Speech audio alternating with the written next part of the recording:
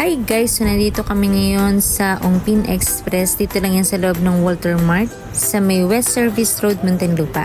Itatry namin to ng aking asawa. So after namin mag-grocery dito sa loob ng Walter Mart, pumunta kami sa second floor. Dahil nandito yung kanilang mga kainan at yung Ongpin Express nga. At yan, ang in-order namin ay yung Xiaolong Bao with fried rice.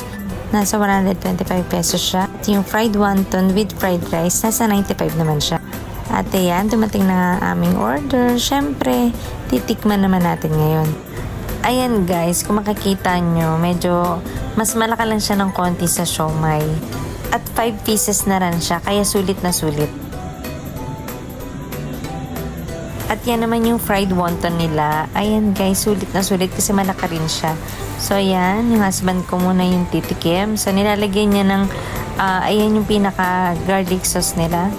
Or chili garlic. Ang sarap ng chili garlic nila in fairness At syempre, may take away din tayo or take out para sa aking mga anak. Same din ng in-order ko para matikman din nila to guys. Kasi gusto rin nila tong i-try. At ayan, so titikman na nga ng aking asawa. So ako muna yung cameraman niya. Ikaw muna. Ay, lagay ko na rin ito. Sayang, sarap. Chili. Okay. Tikman natin.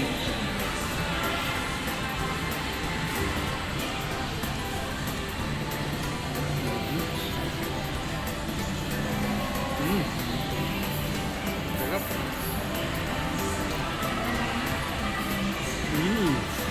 Ito naman yung kabila.